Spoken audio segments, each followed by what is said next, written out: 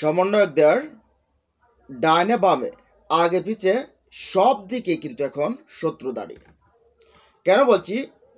বিশেষ করে কিছু মানুষ ছাড়া তাদেরকে এদেশের আর কেউ পছন্দ করছে না। কেন করছে না?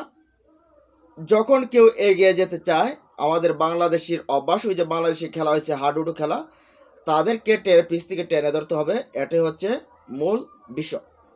এবং সমন্বয়করা কেন রাজনীতি করবে এটাও হচ্ছে। তারপর এমনিতেই তো আওয়ামী লীগে তাদের উপর ভীষণ ক্ষিপ্ত, কারণ তাদের কারণে, তাদের ডাকের কারণে সারা দেশের মানুষ নামছে, শেষ পর্যন্ত তাদের কারণে আওয়ামী লীগ দেশ থেকে ভাগতে হয়েছে, ক্ষমতা থেকে নামতে হয়েছে। এখন এছাড়াও অন্যান্য দলগুলো সমন্বয়কদেরকে এখন বিশের নজরে দেখছে। যে ঘটনাটা দেখছেন সেটা গোপালগঞ্জের ঘটনা। এখন মাঝে মাঝে ভাবে, গোপালগঞ্জ কি বাংলাদেশ থেকে আলাদা একটা রাষ্ট্র কি গঠন করেছে নাকি? এটা কি বাংলাদেশের বাইরের কোনো অংশ?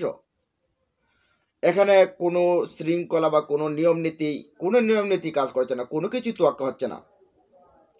মাঝে মাঝে আসলে মনে হচ্ছে যে এই গোপালগঞ্জটা বাংলাদেশ থেকে বাইরে আলাদা কোনো একটা স্বাধীন রাষ্ট্র। এখানে ওই জায়গাটার ভেতরে দেখতে পাচ্ছেন যে ক্যাম্পাসের ভেতরে সমন্বয়কদের বেদম চেঁচা দিছে।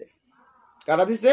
শেখ হাসিনার যে দলটা রয়েছে ছাত্রলীগ, নিষিদ্ধ, যাদেরকে নিষিদ্ধ করা হয়েছে, অন্তর্বর্তী সরকার যাদেরকে নিষিদ্ধ করেছে, সে নিষিদ্ধ ছাত্রলীগ ইচ্ছা মতে খেলাইছে কিন্তু সমন্বয়কদের উপর।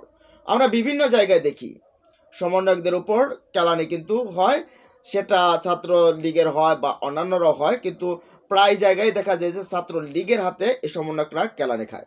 এখন আমরা দেখলাম যে ভিডিওটা থেকে তেমন কোনো সোর্স আসলে পাওয়া যায়নি, তবে এটা বলছে তারা যে শেখ হাসিনার যে দূষররা দেশে আর ফিরতে পারবে না, এরকমভাবে তারপরে বিভিন্ন বিষয়গুলো নিয়ে তারা স্লোগান দিয়েছে। ছাত্রলীগের বিরুদ্ধে, নিষিদ্ধ সংগঠনের বিরুদ্ধে অনেকভাবে স্লোগান দিয়েছে তারা। তো এই যে কিছুদিন পর পর দেখা যাচ্ছে যে এদিকে ওদিকে সমন্বয়করা মার খাচ্ছে। কেন খাচ্ছে? তাহলে কি তাদের কি আসলে দেশের এখন আইন শৃঙ্খলা ঠিক হয়নি? এখন আইন শৃঙ্খলা পরিস্থিতি ঠিক হয়নি, যার কারণে এই আসলে যাদেরকে ধরার কথা তাদেরকে ধরতে পারছে না। যে প্রোটেকশনের একটা বিষয় আছে সেটা হচ্ছে না, নিরাপত্তার বিষয়টা হচ্ছে না, যার কারণে এরা কিন্তু মার খাচ্ছে। আর বিশেষ করে এই সমন্বয়করা কিন্তু আরও বড় টার্গেটে পরিণত হবে যত দিন যাবে, কারণ তাদেরকে ইতিমধ্যেই কেউ আর ভালোভাবে নিচ্ছে না। কেন? তারা দেশের আন্দোলন করছে, ভালো কথা, এই পর্যন্ত শেষ। কেন তারা রাজনীতি করবে এই বিষয়টা কিন্তু আছে। কেন তারা রাজনীতি করবে? ছাত্ররা কেন রাজনীতি করবে? ছাত্রদের তো রাজনীতি করার দরকার নেই। অনেকে ইতিমধ্যে কিন্তু বাক যুদ্ধ চলছে তাদের, আর এমনি কেলানি কিন্তু চলছেই। তো এই ঘটনাটা গোপালগঞ্জে ঘটছে। এখন গোপালগঞ্জ তো সারা বাংলাদেশের ভিতরে আপনারা জানেন যে সেখানে টুঙ্গিপাড়া বঙ্গবন্ধুর এলাকা, সেখানে গোপালগঞ্জ আওয়ামী লীগের এলাকা, সেটা আওয়ামী লীগের ঘাটে এই জায়গাটা। এখানে আপনি যদি সারা বাংলাদেশেও যদি আওয়ামী লীগ না থাকে, সেই গোপালগঞ্জে আপনি আওয়ামী লীগ খুঁজে পাবেনই। তো ওই জায়গার ভেতরে এই যে সমন্বয়কদেরকে চেঁচা দিচ্ছে বা কেলানি দিচ্ছে, এটা হচ্ছে যে ছাত্রলীগে দিচ্ছে।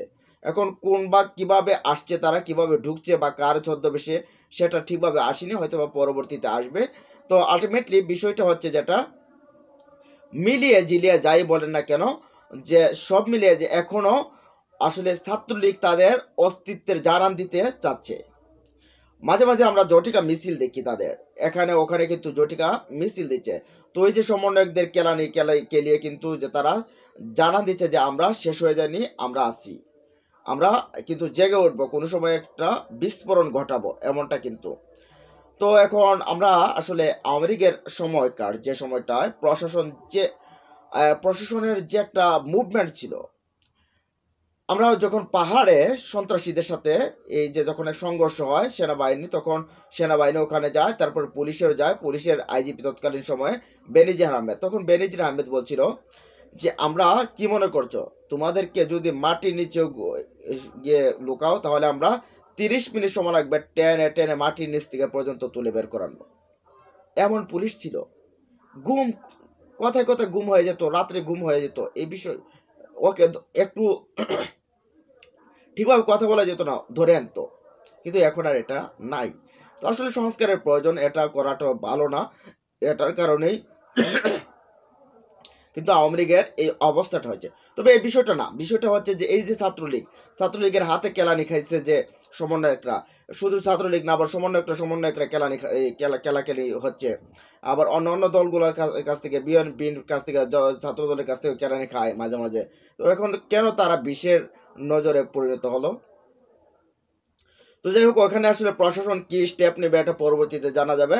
তবে সমন্বয়কদেরকেও বা বৈষম্য বিরোধী যারা আছে তাদেরকে কিন্তু একটু কেয়ারফুল হতে হবে, যে আসলে তাদের কিন্তু এখন চারিদিকে শত্রুতে পরিণত হয়েছে মানুষ, বা শত্রু কিন্তু চারিদিক ভরপুর হয়ে গেছে, তাদের একটু কেয়ারফুল হওয়া দরকার। যাই হোক, এই বিষয়গুলো নিয়ে আপনাদের মতামত জানিয়ে দিন কমেন্ট বক্সে। ভালো থাকুন, সুস্থ থাকুন, আল্লাহ হাফেজ।